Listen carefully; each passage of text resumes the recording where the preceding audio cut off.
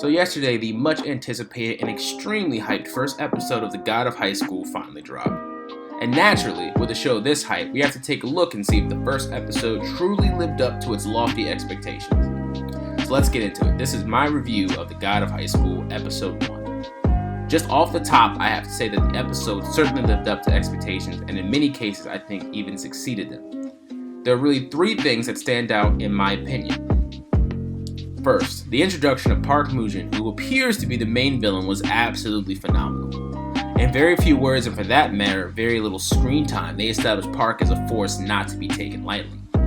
He gave off Kaido from One Piece type vibes, that entrance, and seeing how hyped Kaido was before the Wano arc, it appears to be a fantastic way to introduce this character.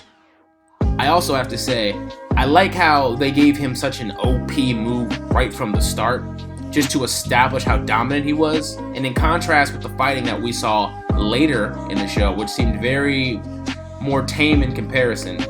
Honestly, it created anticipation for me to see how our main character is going to get to his level. Second, the introduction of our main characters was phenomenal. They all had time to show off their personality and also their fighting powers. I also have to mention that chase scene legitimately had me dying laughing. The main character, Mori, gives off a shonen main protagonist vibe, which isn't bad or good. Sometimes, especially for shonen, I'll say this, their protagonists can be really hit or miss. For every Goku, we can get a Boruto. So, however, this first episode, I have to say, was a good balance between comedy and action. So, I'm pretty eager to see how he and his new team will progress. Just a sidebar on that, I like the formation or the understanding of who his team will be going forward. I kind of figured, it's kind of a staple of any type of battle anime, that there's usually a team of fighters that we end up rooting for that fight for justice and good. Third, the animation. The third thing is that the animation in the fight scenes was just gorgeous. Oh my god, they were so beautiful. The motions were so fluid. And that first tournament fight, it was just amazing to watch, honestly. It was one of those scenes you just shut up and enjoy. I talked earlier about the entrance of Park being close to Kaido. Well, I felt like the motion in this fight scene reminded me of when Madara just annihilated the entire Shinobi Alliance and how fluid that was. It wasn't as epic, but it was a great opening way to introduce this show and introduce the fighting styles, and also to back up the fight that it is so hyped. Now for complaints, I really only have one complaint, and even then it's more just me being nervous about the future because of the things I've seen in anime, but I didn't like how Mira had to get saved towards the end of the episode. There appears to be a group of main characters forming, which is good. However, I would not like for this show to fall into the trap of having the one female member of the main group constantly needing to get saved.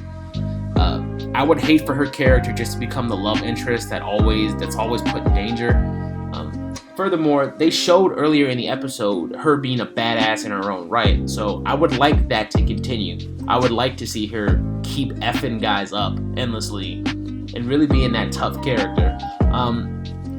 There's one thing I do despise where they introduce a character, and I'll use Sword Art Online for this example, where they introduce Asuna, and then she's shown as this badass, strong character, but by the end she turns into a housewife basically that's always on the sidelines.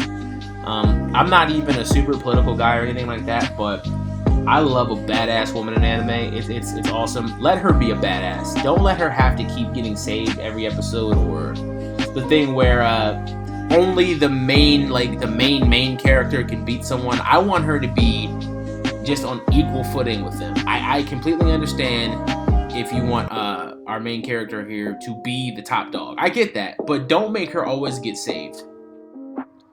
So finally, will the hype train keep rolling? In my opinion, hell yeah. The first episode was really good. I'm firmly expecting the God of High School to take over the anime scene for the rest of the summer. And in some ways, I think this could become a big 3 anime. It has all the aspects. It has fighting, good animation, and so far, so good characters that you could root for. I don't really see anything out there right now that can compete with it. Granted, maybe when My Hero or Attack on Titan comes back, it can eat into it a little bit. But right now, it's running pretty unopposed. So I think the hype train is just going to keep on chugging. And especially with all this pandemic stuff going on, we're going to be in the house with nothing else to do, and I'm going to be watching God High School. So thanks, guys. That was my review for the God of High School episode 1. Like I said, it was an absolutely fantastic way to start. I am eager to see where they will go with the future. I am DJC Universe. For more things like this on my channel, please like, share, and subscribe, and have a lovely, lovely, lovely afternoon.